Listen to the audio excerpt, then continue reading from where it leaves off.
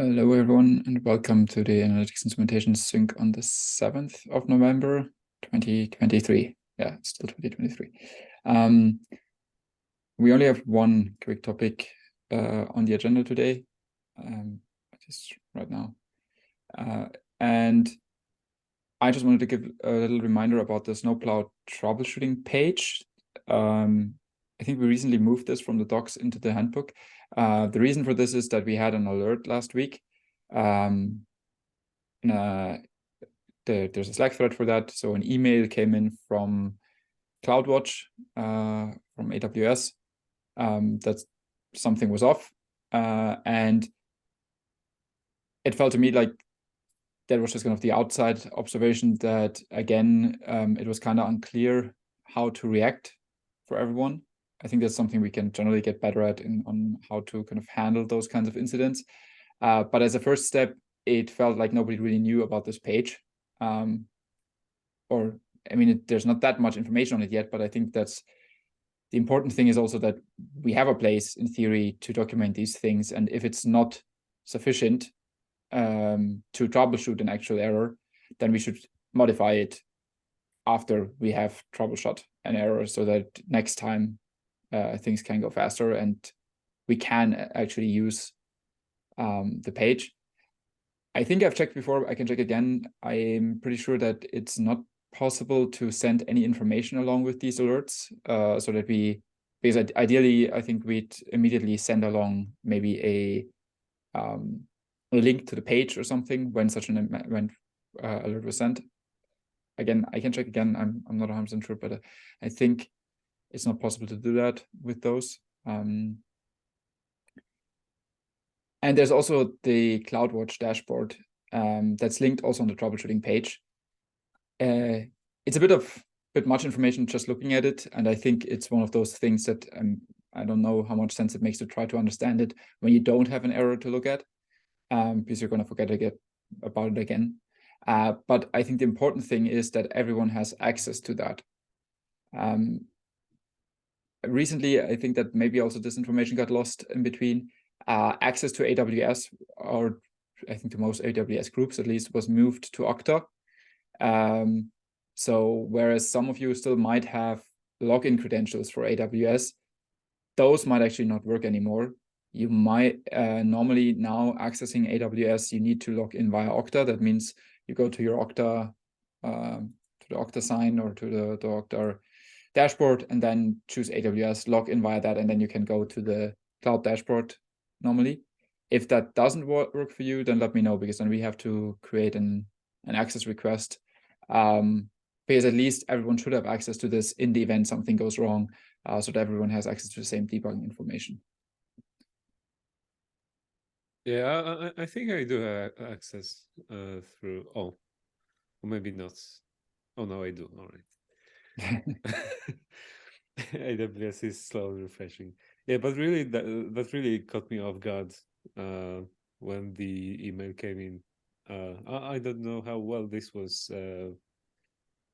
broadcasted. That's we switched to Okta for that, but Yeah. yeah, I spent like 10 minutes like making sure I didn't mess up credentials or something. Okay, I also see I have access now. I didn't see that you needed to access through Okta.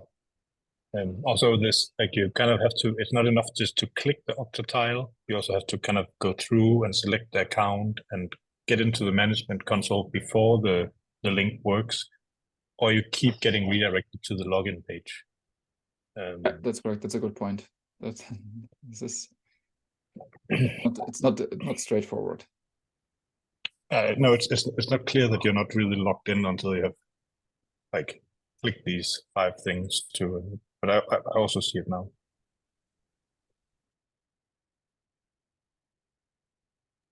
Yeah, I usually check CloudWatch for these alerts. Not sure if there's a better place to This was a CloudWatch alert, Mhm. right? Yeah, so that's the most logical place. Yeah, so I think it's kind of a matter of prioritization, I guess, because I think we could theoretically do a better job of even documenting kind of what the different dashboards or the different charts on CloudWatch mean and so on, so to make it even easier. On the other hand, these errors, like our infrastructure there is normally very, very stable, right? We didn't have any of those problems in a long time. So I guess it's also, it's a question of how much payoff would we have to document this really thoroughly if we cannot expect errors happening there frequently.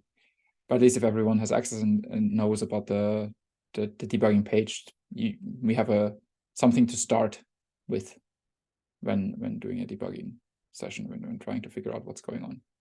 And I also don't think we have a better place to warn early about snowplow problems, because the other place would then be the warehouse, but it takes like nearly a day for the data to get there. So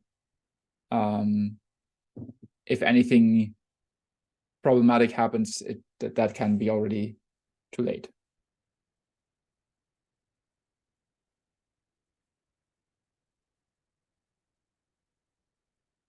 Okay.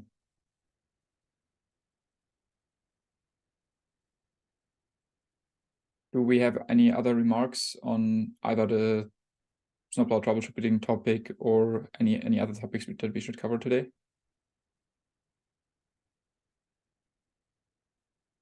Okay, if not, then I'm going to go back to trying to get up to date and wish you all a nice rest of the week and hopefully see you around.